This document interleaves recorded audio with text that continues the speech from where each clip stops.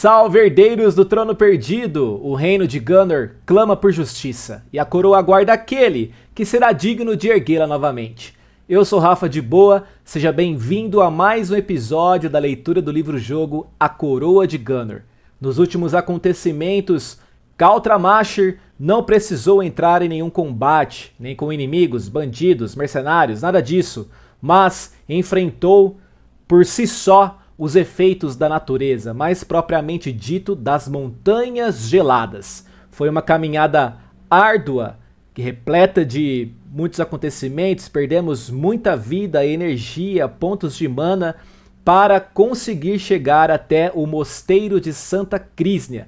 Inclusive, fizemos um pequeno desvio para uma casa ali que existia uma velhinha, uma anciã, que falava com a gente através dos nossos pensamentos. Tentei alguma coisa ali descansar nesta cabana, vamos dizer assim, nessa choupana, melhor dizendo, porém não fomos muito bem nos dados e acabou que a própria anciã expulsou a gente de lá. Ela preferia morar sozinha, não ter com conversar com ninguém, não ouvir barulhos nem nada disso, e a gente não conseguiu ser discreto o suficiente. Também pudera, né?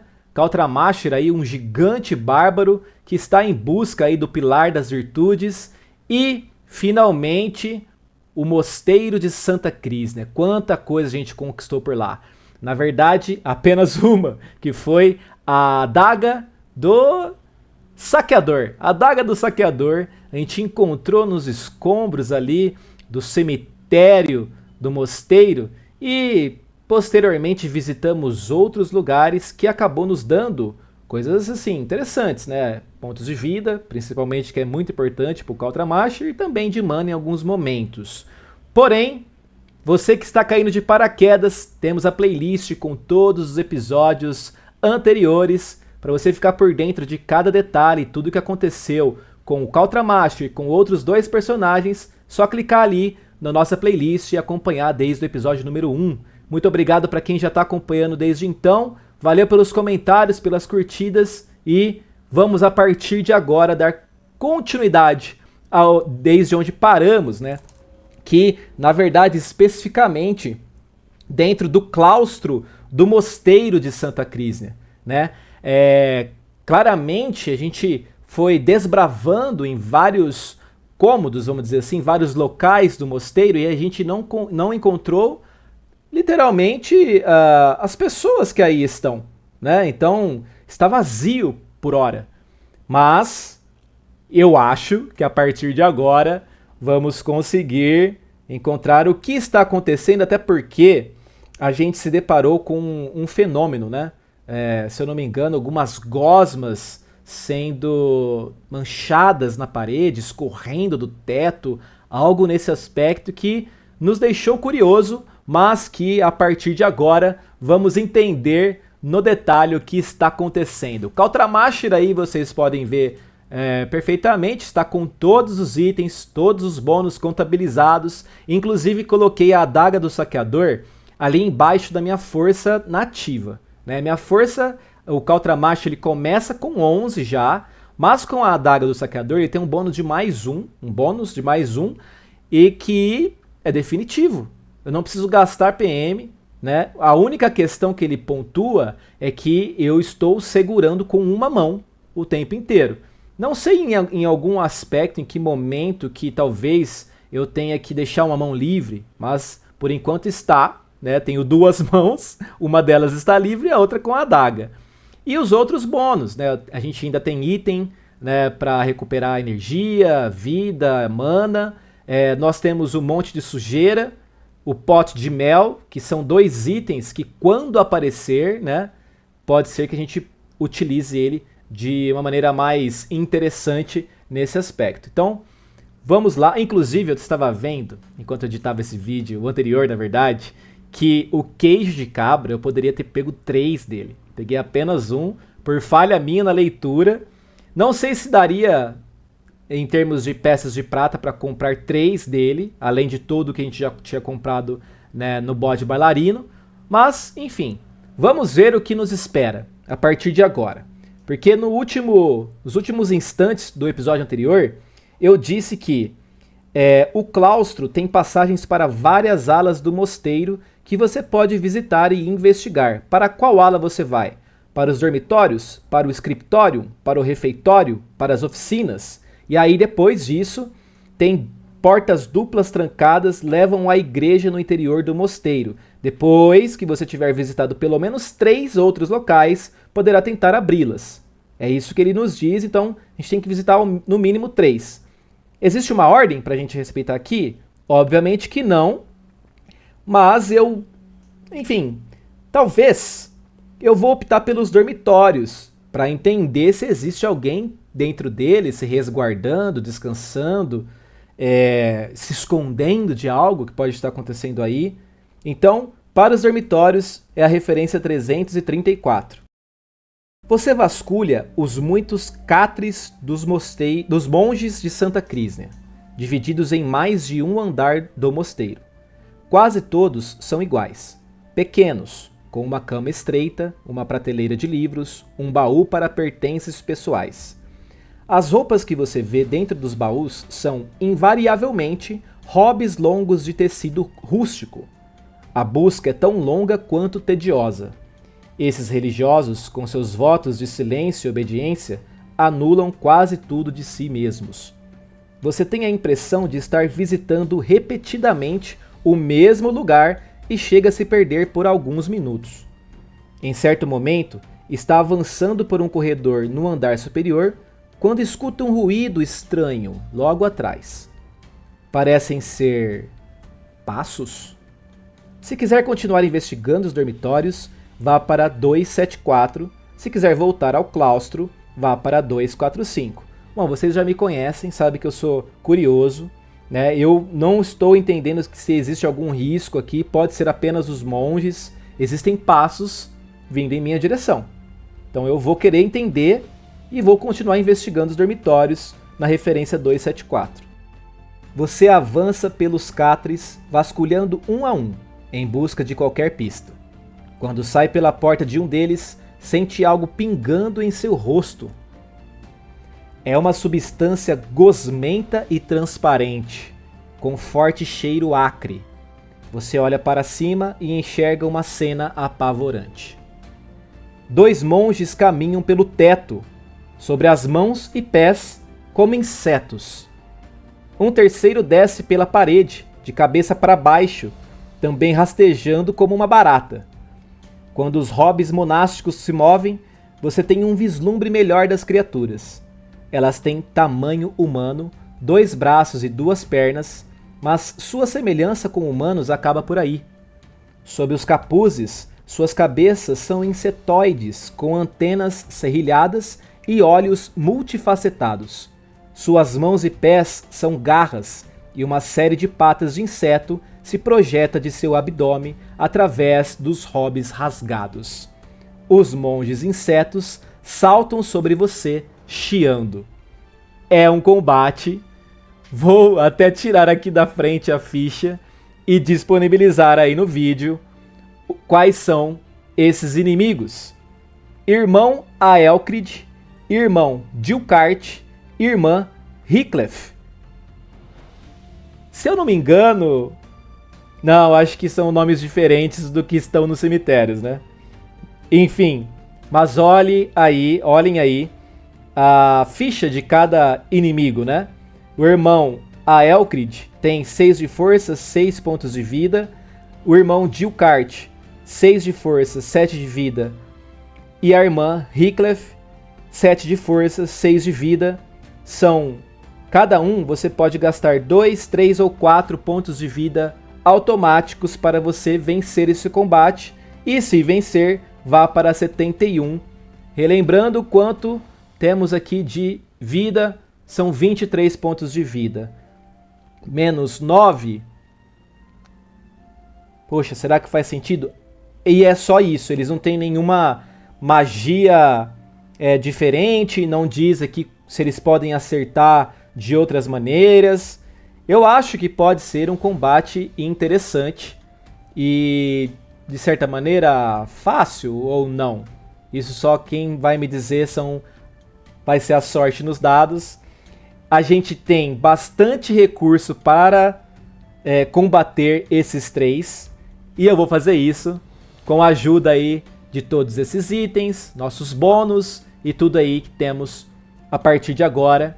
Vou preparar aqui a ficha como sempre e volto em breve.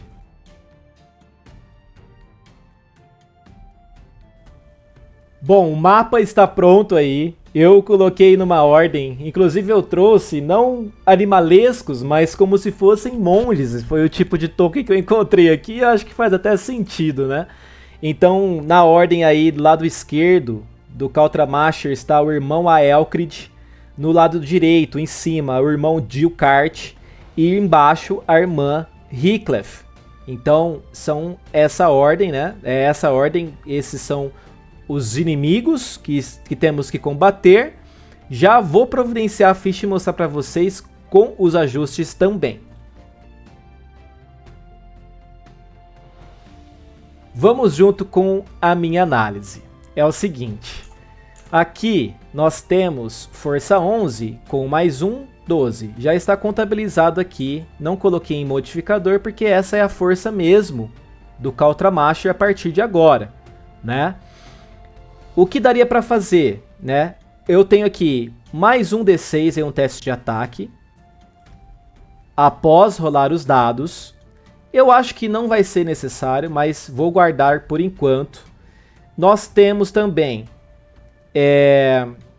a Fúria, que também, como a gente tem pouco PM, a gente tem 3 PM apenas, não sei se faz sentido gastar agora para ter mais 2 de força. A gente já tem 12, tá? Os inimigos têm 6, 6 e 7 de força. Temos também o pote de mel, queijo de cabra, mas todos eles só podem ser utilizados depois do combate, né? O pote de mel fora de combate, o queijo de cabra também fora de combate, a ração também fora de combate. Até aí já entramos no combate, já entrei perdendo 2, inclusive deixa eu confirmar se tá certo, 23 pontos de vida, tá certíssimo. No token ali para não me perder. Aqui temos na ordem, né? 6, 6 e 7 a força de cada um.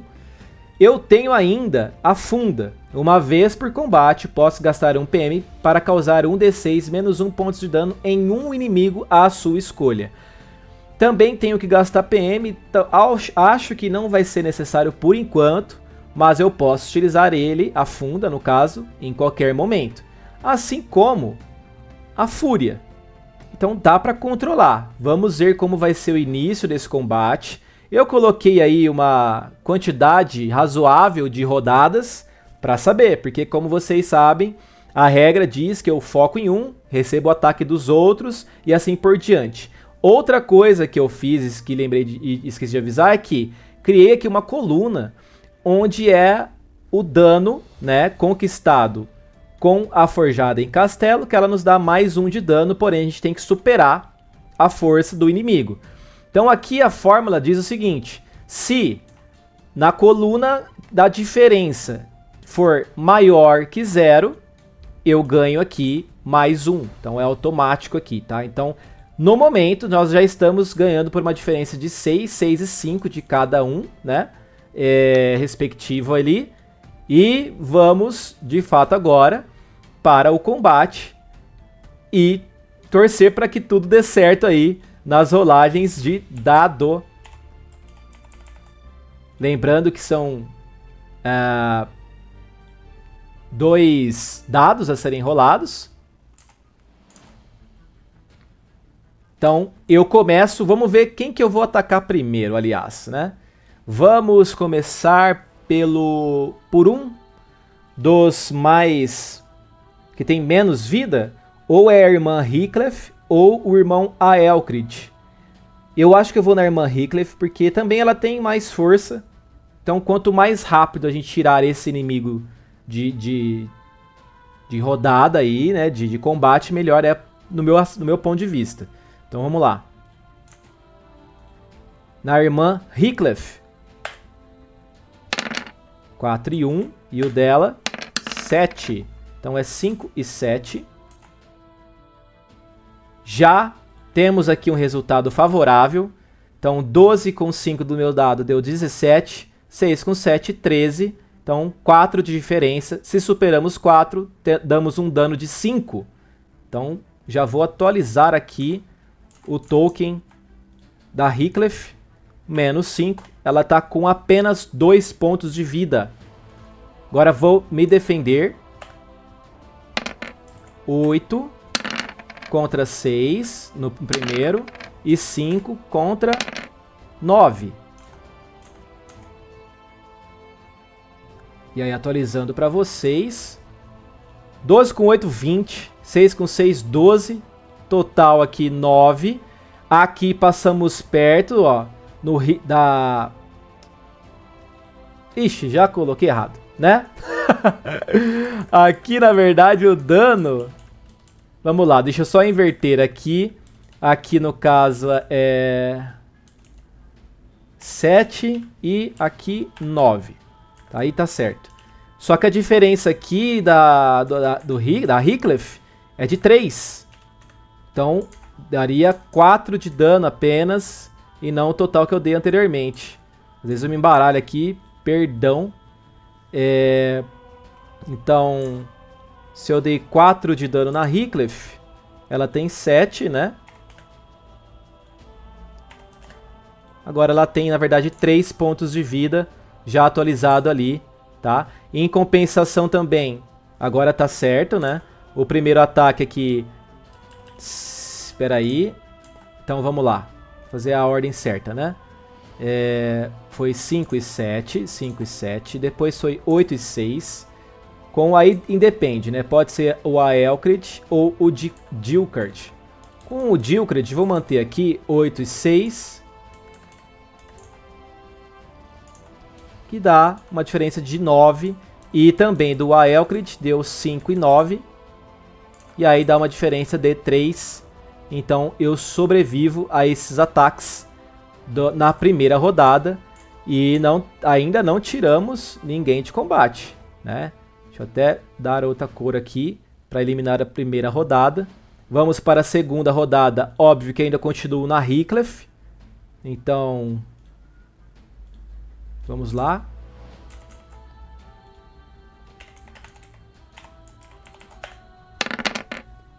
Seis contra 2 apenas. 6 contra 2. Total, é muito forte o Kautramacher, gente. 12 com 6, 18. 7 com 2, 9. Total aí de diferença é 9, só que com a Forjada em Castelo vai para 10. Então aí eu vou dar um dano de 10 na Heathcliff. Se dou um dano de 10, a Heathcliff se torna fora de combate. Mas novamente preciso me defender do Aelcrid e do Dilkard. Aelcrid primeiro. 9 contra 11 e 5 contra 7. Mesmo assim, Kautramacher aqui, ó. Bom, a Heathcliff está fora de combate, mas o Aelcrid foi 9 contra 11, 21 contra 17, deu uma diferença de 4. 17 contra 13, 4 também. Então aqui já também finalizamos a rodada. E tiramos a Heathcliff de combate nas outras também. E agora eu vou para a minha rodada, terceira rodada, contra apenas dois dos inimigos, né? Então, dentre eles eu vou optar por ir... Aí tanto faz. São exatamente o mesmo. Na verdade o Dilkard tinha 7 pontos de vida. Bom, de qualquer maneira, tiramos ele. A Heathcliff, vou manter aqui 7, vou atualizar do total aqui do Dilkard. Ele tem 7 de vida e o Aelcrid tem 6. Vou mirar no Dilkard, porque ele tem mais pontos de vida.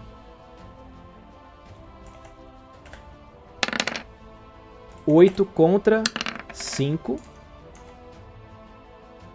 Então, 8 contra 5 no Dilkard, ele vai ter uma diferença de 10. Como coloquei aí na ficha. 10 de diferença, porque a gente consegue superar por 9, mais um forjado em castelo vai para mais um. Então o ataque dele foi 10. Então vamos ver. No Dilkard, menos 10. Vai para menos 3. Menos 3 também está fora de combate. Temos que nos defender do Aelcrid. 7 contra 5.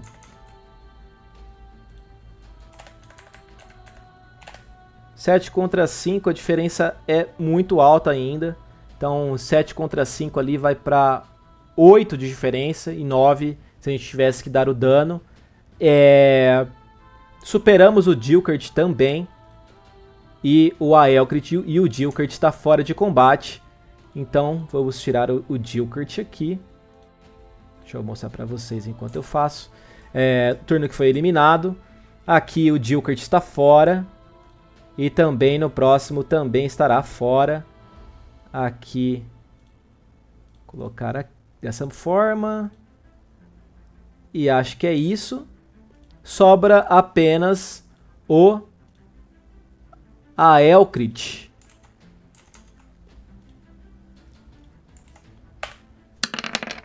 Nove contra 5. 9 contra 5. Total de diferença muito alto novamente. Se a gente tem 12 com 9, 21. 6 com 5, 11. Diferença de 10. Mais 1 de dano. 11 de dano. Vamos ver quanto tem aqui. Menos 6, menos 11. Também eliminado. E com isso, vencemos mais um combate. Vencemos mais um combate. Está muito fácil. Chega a ser até perigoso pensar dessa maneira. A gente tem muita confiança. Lembrando também que não utilizei nenhum modificador. Não gastei PM. E no fim, a rodada durou até a quarta rodada, né? Deixar aqui documentado, mostrando aí que conseguimos superar todos de maneira tranquila. Não perdemos PM, pontos de vida também, que é importante. Então, vamos dar continuidade. Ver o que aconteceu, se eu consigo descobrir alguma coisa. Então, se vencer, vá para 71. 71 nos diz o seguinte. Quando o último dos monges insetos cai morto, o primeiro já está se dissolvendo numa gosma ácida que vaza de seus hobbies. Você cutuca os cadáveres com a bota e vê que existem partes de carne humana nos corpos. Ou ao menos existiam. A carne se desfaz depois da morte, deixando para trás patas insetoides soltas, pedaços de carapaça e uma cabeça de inseto oca como uma máscara. Você vasculha mais alguns catres e finalmente encontra um diferente dos demais.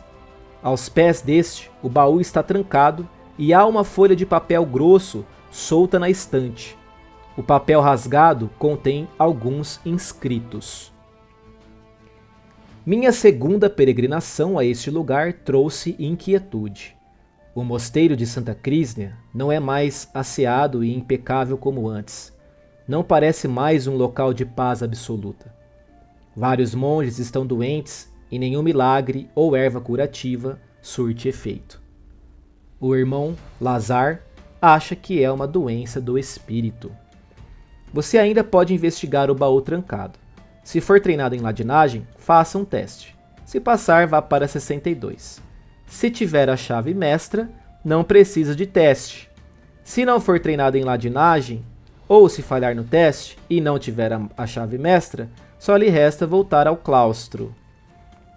Pois bem, não temos a chave mestra. Talvez fomos para o quarto de uma maneira muito rápida e em algum outro cômodo poderia existir uma chave mestra, não tivemos acesso a ela ainda. Não temos ladinagem, mas podemos fazer o teste de qualquer maneira. Essa é uma regra do livro-jogo, que nos dá muita vantagem, né? Muita nenhuma vantagem, na verdade. Dentro do báculo eu tenho somente conhecimento e sobrevivência para mais um. No caso de ladinagem não existe essa possibilidade de ter bônus. Lembrando que a habilidade que temos com Kautramacher é de 5, apenas 5. Dá para fazer? Dá, mas é muito difícil passar, né? Então vamos tentar, porque não temos nada a perder. Então vamos tentar aqui. 2d6. Então temos que tirar até 5, beleza? Lembrando aqui que a nossa habilidade é 5. Habilidade 5. E o dado agora tem que ter sorte, hein? 8. Não conseguimos também continuar investigando esse baú para entender se existe alguma coisa a mais ali. E se não for treinado em ladinagem, se falhar no teste, coisa que aconteceu, e não tiver a chave mestra, só lhe resta voltar ao claustro na referência 245. Vou tomar um pouco de água aqui. Vou fazer questão de mostrar a minha caneca de personalizado. Personalizado não, mentira. Isso aqui é uma caneca do Tesouros de Gunner, também, para quem foi apoiador. Muito legal também. Vou fazer questão aqui de tomar minha aguinha.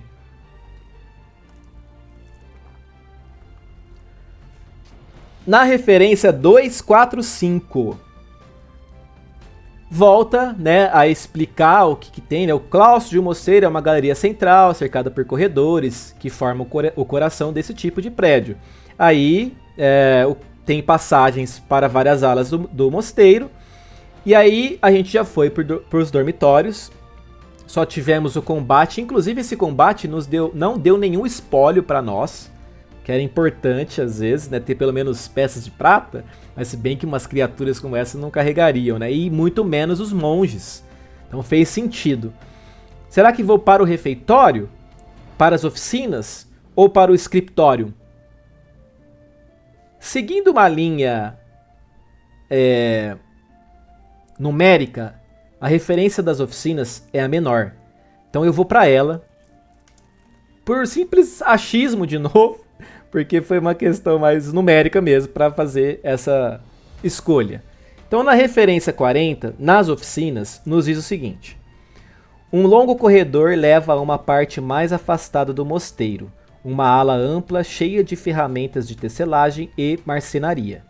Os monges de Santa Crísnia se concentram nas lides intelectuais, mas também precisam de roupas e objetos mundanos.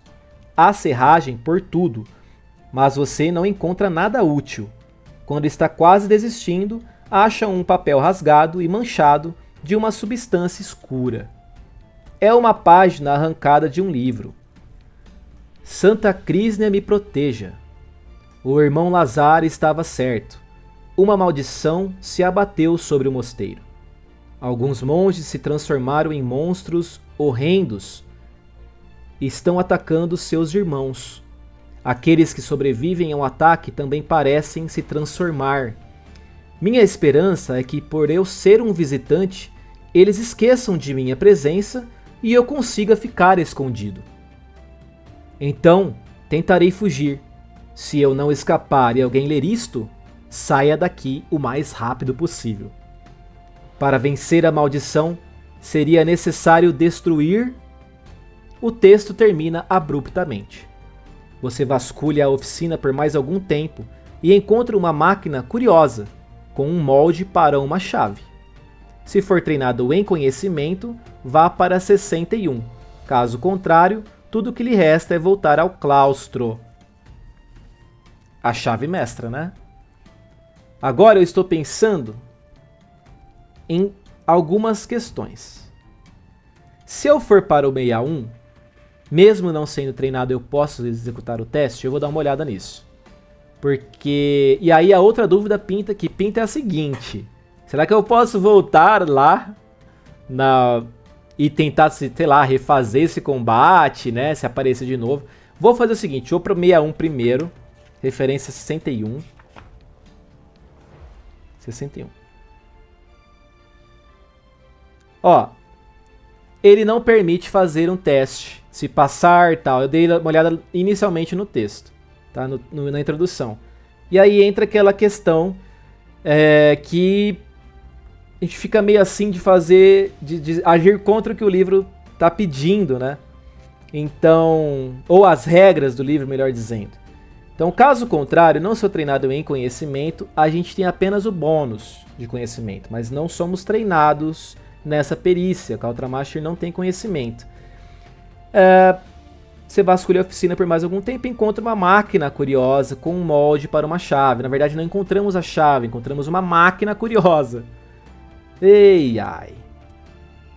Eu não sou treinado, vou voltar para a referência 245, que é o claustro.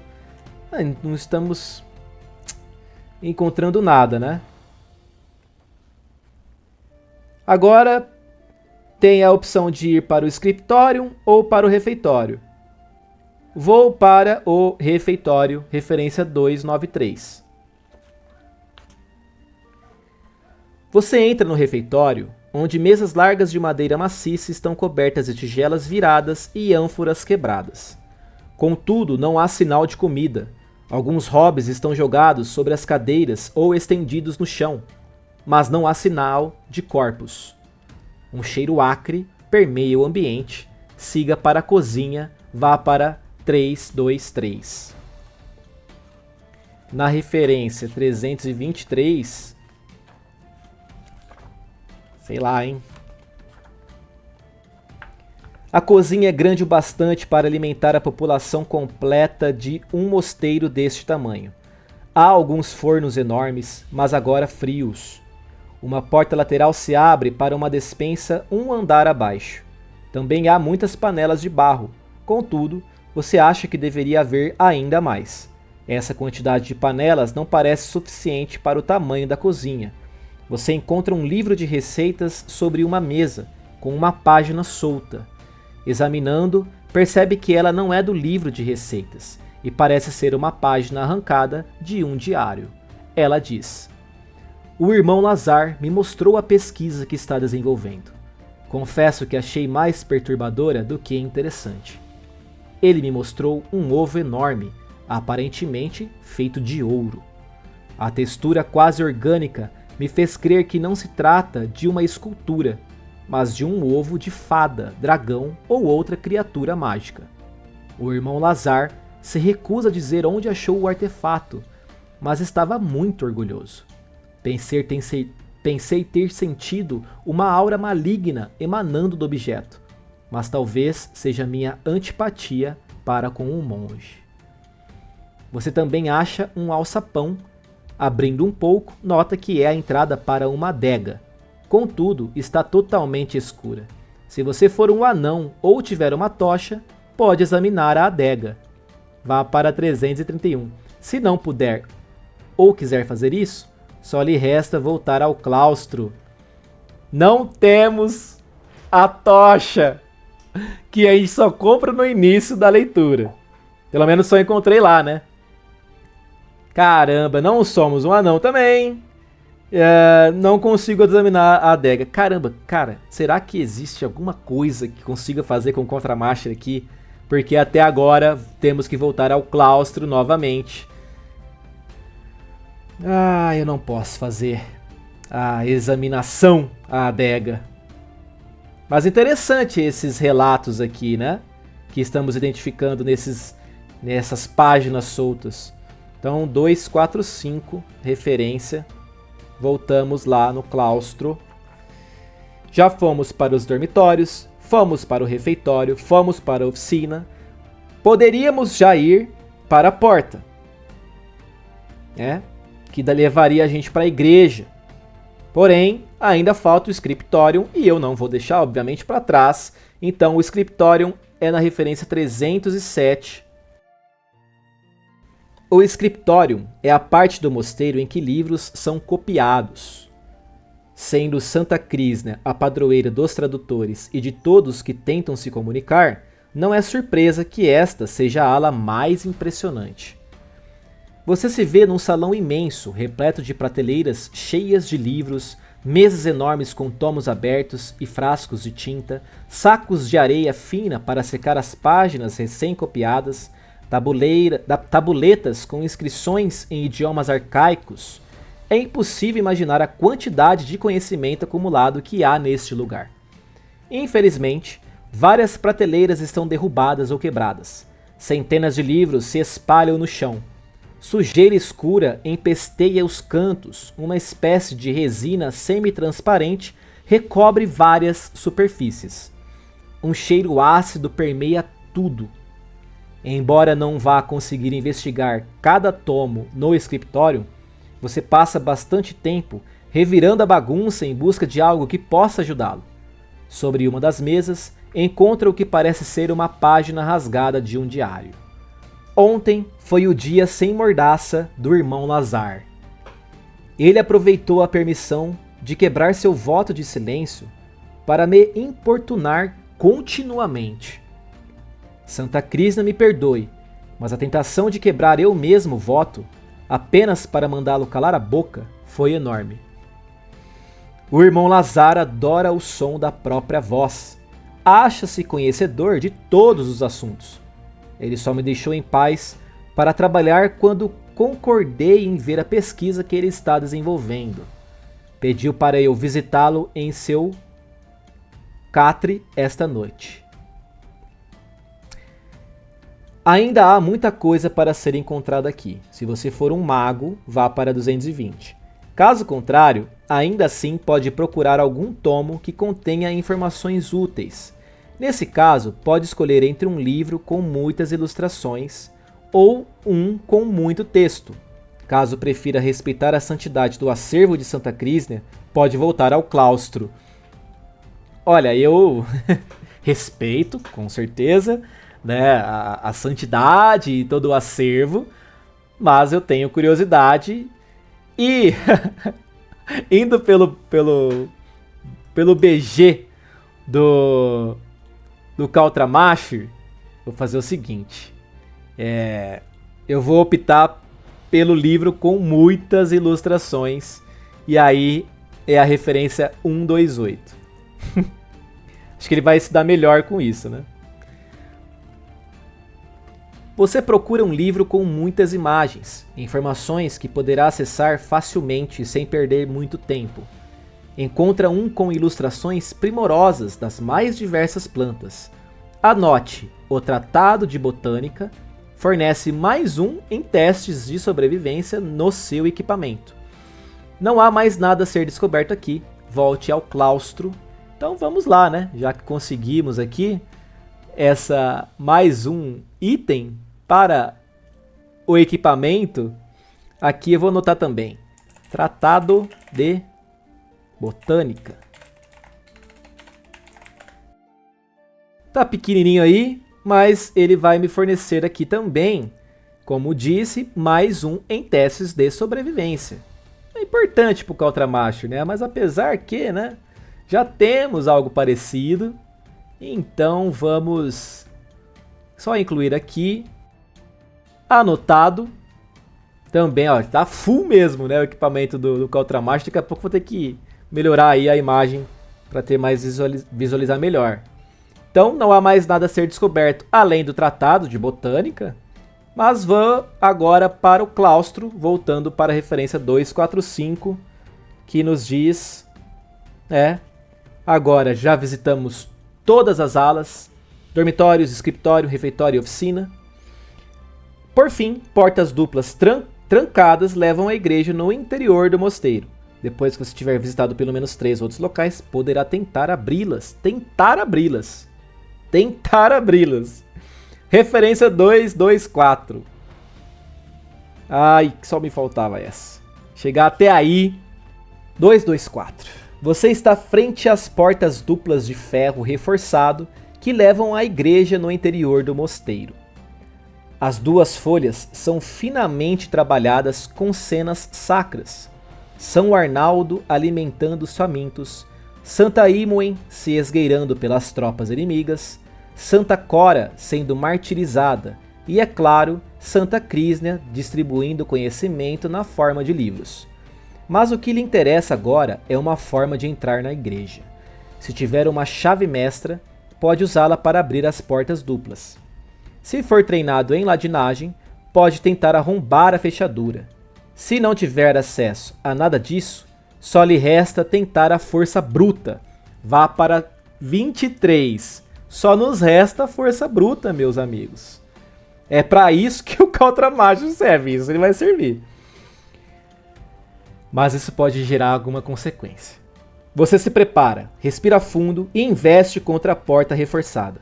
Faça um teste de força. Se falhar, você perde 1 ponto de vida, mas pode tentar de novo, perdendo PV a cada falha. Se puder e quiser lançar magias, precisará causar um total de 10 pontos de dano, pagando PM pelas magias. Quando passar no teste de força ou causar dano suficiente com as magias, vá para 158. Faça um teste de força mesmo? Minha força é 12. Só que 6 e 6 é sempre um erro crítico, tá? Bom, só me faltava essa, né? Faça um teste de força, se falhar, não vamos...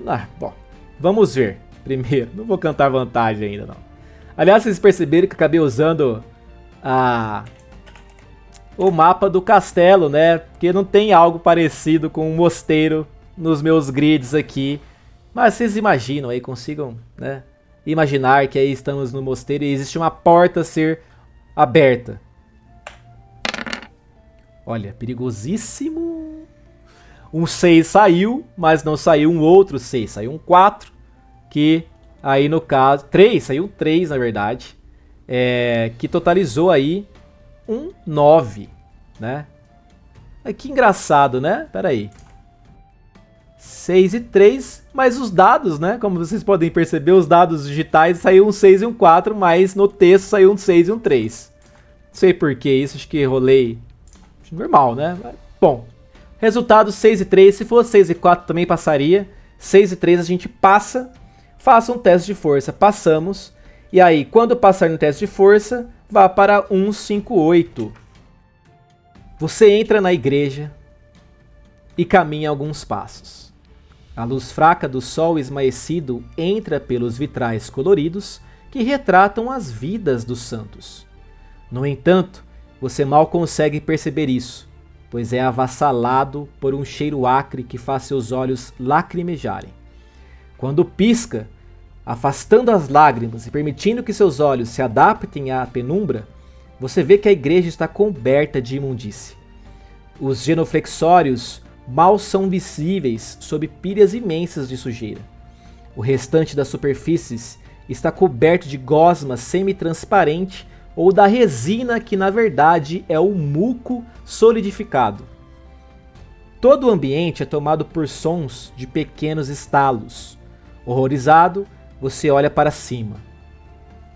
O teto está totalmente coberto de monges insetos andando sobre as mãos e os pés, de cabeça para baixo.